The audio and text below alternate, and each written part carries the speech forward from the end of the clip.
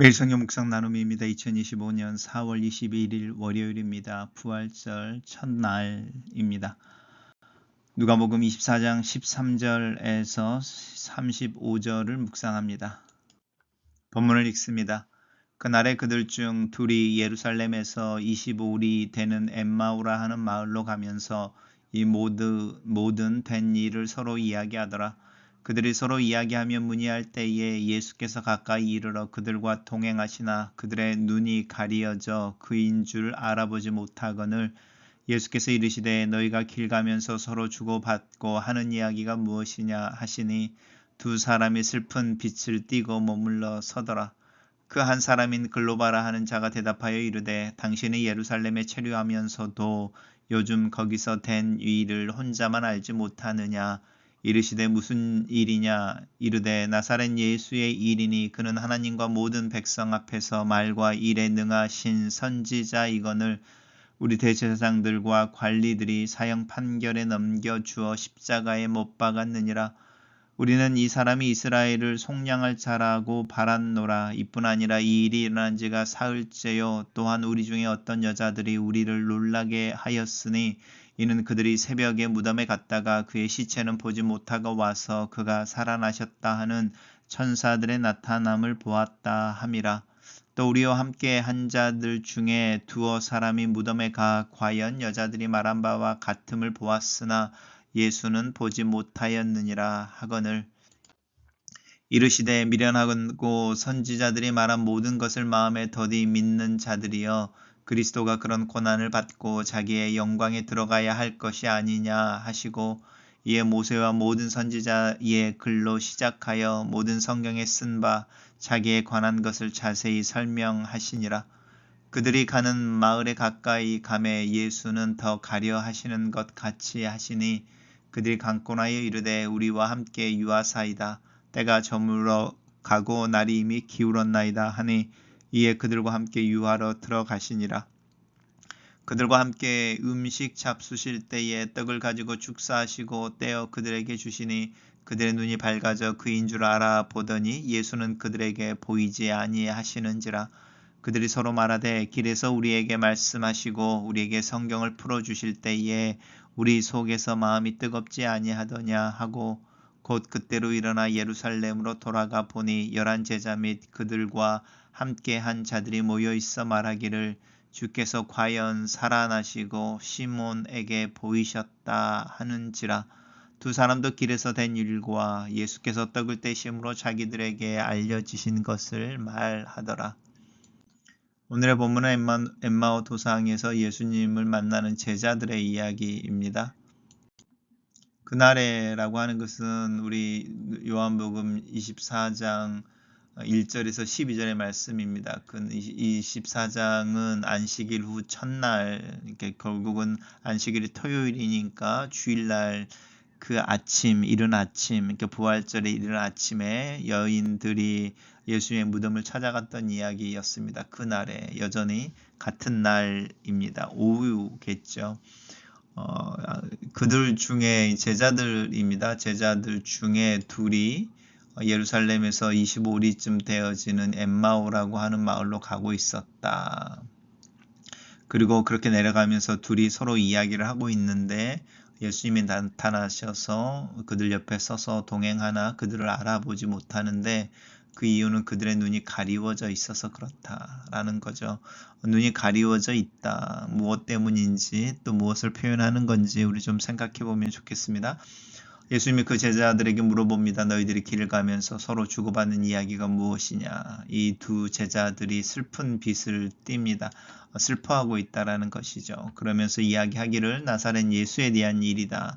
우리는 그가 하나님과 모든 백성들 앞에서 말과 일이 능하신 선지자, 이 말은 하나님의 선지자이심을 가르침과 또 이적을 행하는 걸 통해서 증명하신, 그리고 이 선지자를 우리는 이스라엘을 속량할 자라고 바랐다 이야기하는 부분입니다. 전형적인 이제 경건한 유대인들로서 하나님께서 메시아를 통해 이스라엘의 회복을 또 독립되어진 강병한 국가를 만들어낼 것에 대한 기대를 했던 사람들이라고 할 수 있습니다.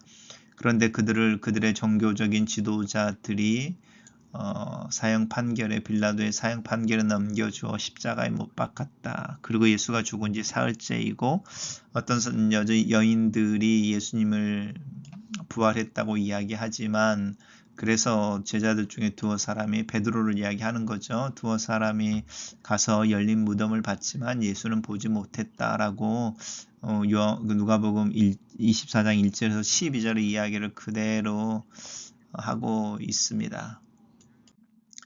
예수님의 반응입니다. 미련하고 선지자들의 말한 모든 것을 마음에 더디 믿는다라고 하는 부분과 우리 누가복음 12장 1절에서 12절에서 기억하지 못한다라고 하는 부분의 연결선이 있습니다. 알지 못하느냐, 기억하지 못하느냐라고 하는 부분입니다. 그러면서 이제 구약을 열어서 모세와 모든 선지자들의 말로 시작하여 성경에 쓴 자신에 관한 예수님에 관한 모든 예언들, 이사야서의 예언이라든지 예레미야의 예언이라든지 이런 예언들을 풀어서 그리스도가 고난을 당해야 하는 것에 대해서, 그리고 그 고난을 통해서만 부활이 가능하고 그 부활을 통해서 영광에 들어가는 것에 대한 이야기를 풀어 주십니다. 그리고 이제 엠마오에 도착을 했겠죠. 마을 가까이 이름에 예수님께서는 더 가려고 하십니다. 이 부분이 굉장히 흥미로운 표현입니다. 날이 저물고 이미 기울어졌을 때가 저물었다. 날이 기울었다. 이제 여행을 멈춰야 되는 때인데 예수님은 더 가려고 합니다. 이 동일한 그 표현이 제자들이 풍랑을 만나서 풍랑과 씨름하고 있을 때 예수님이 무리를 걸어서 그들에게 오시는데 그들을 지나가려고 하십니다. 이 지나가려고 한다라는 표현은 이제 하나님을 보고 싶어 했던 모세에게 하나님이 이제 허락하시고 모세를 지나가면서 하나님 누구이신지를 알려주시죠. 나는 여호와라. 인애하고 자비가 있고 노하기를 더디하며 이렇게 노래를 부르시면서 자신에서 알려주실 때 하나님이 모세를 지나가셨습니다. 이 지나간다고 하는 것은 어떤 예수님이 하나님의 아들로서 하나님의 영광 중에 있음을 이야기하는 표현입니다. 그냥 더 여행을 가려고 한다가 아니라 우리를 지나가는 것이고요. 하나님이 그렇게 또 주님 우리를 지나가신다고 하는 신적인 어떤 프레젠스를 나타낼 때 우리는 그것을 알아차리고 그분의 옷자락을 만질 수 있어야 합니다. 이 제자들이 강권하여 이것이 이제 그들의 최소한의 믿음이겠지요. 그리고 이렇게 강권했던 이유는 나중에 이야기하죠. 우리에게 성경을 풀어주실 때에 우리의 속이 뜨겁지 않았느냐, 우리의 마음이 뜨겁지 아니하였느냐, 강권하여 이제 우리와 함께 머무르자라고 이제 청하고요. 이것이 이제 우리가 하나님의 임재를 경험하는 방법이죠. 하나님의 임재는 항상 우리를 지나가고 있고 우리가 그것을 알아차리고 붙잡을 때 그 하나님의 임재가 우리와 함께 우리 곁에 머물게 되는 부분입니다. 그리고 그들과 함께 유하로 들어가셔서 함께 음식을 드실 때에 떡을 가지고 축사하십니다. 마지막 식사의 어떤 모습을 재현하시는 것이죠. 성찬식이라고 할 수 있습니다. 이렇게 하실 때에 비로소 그들의 눈이 밝아지고 예수님을 알아보십니다. 그리고 그들이 예수님의 이야기를 예루살렘으로 그날 밤에 바로 일어나 돌아가서 제자들에게 그 소식을 전하는데 제자들도 이야기하는 거죠. 부활하신 부활하신 예수님께서 베드로에게 보이셨다. 그리고 자신들도 그 이야기를 함으로 부활절 오후와 저녁에 예수 그리스도의 부활이 비로소 컨펌 되어집니다. 단락을 요약해 보겠습니다. 예수님은 부활하셨지만 많은 제자들은 그 사실을 믿지 못하고 그들 중에 두 제자가 슬픔 가운데 예루살렘에서 엠마오로 향하고 있을 때 부활하신 예수께서 그들에게 나타나셔서 그들과 동행하신다. 이렇게 정리해 봤습니다. 첫 번째 묵상 나눔입니다. 예수님은 엠마오로 가는 제자들과 동행하십니다. 이들은 이미 예수님의 부활에 관해 들었지만 믿지 못했습니다. 그들은 큰 슬픔에 잠겨 사도들과 제자들과 함께 모여 있는 예루살렘을 떠나 엠마오로 내려가는 길입니다. 어쩌면 약속과 성취의 장소를 떠나 실망과 실패의 길을 걷고 있는지도 모르겠습니다. 그러나 부활하신 주님은 이처럼 실망에 빠진 제자들에게 나타나십니다. 그들과 함께 걸으십니다. 그러나 영적인 눈이 감긴 제자들은 그 주님을 알아보지 못합니다. 나는 살아계신 주님이 내 곁에 나와 함께 걷고 계심을 믿고 또 그 주님을 보고 있습니까? 두 번째 묵상입니다. 묵상 나눔. 예수님은 두 제자에게 그들의 대화의 주제가 무엇인지를 물으십니다. 엠마오로 내려가는 제자들의 대화의 주제는 그들의 기대를 저버린 예수님의 죽음이었습니다. 우리가 자주 나눈 대화의 주제는 무엇입니까? 혹시 우리도 두 제자처럼 예수님이 내 기대를 만족시켜주지 않으시는 실망스러운 이야기를 나누고 있지는 않습니까? 가까이 다가오셔서 내 실망과 슬픔을 털어내고 소망과 기쁨을 주시기 위해 내 대화의 주제를 바꿔주실 주님을 더욱더 기다리고 또 신뢰합시다. 세 번째 묵상 나눔입니다. 예수님은 성경의 주제이십니다. 예수님의 부활을 믿지 못하는 그들에게 성경을 풀어 그리스도가 모든 성경의 중심 주제이심을 밝혀주십니다.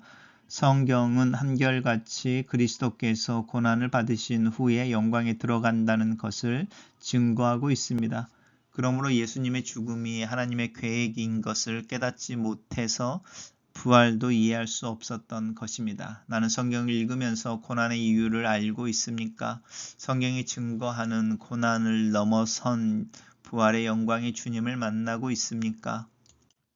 네 번째 묵상 나눔입니다. 예수님은 마침내 제자들에게 그리스도의 고난과 부활을 깨닫도록 인도해 주십니다. 예수님은 어리석고 연약한 제자들을 길에서 식탁으로 이끌어 자신을 계시해 주십니다. 성경을 풀어 말씀하실 때에도 마음을 뜨겁게 해 주셔서 하나님의 감동을 경험하게 하십니다. 나는 매일의 삶 속에서 자신을 계시하는 주님을 경험하고 있습니까?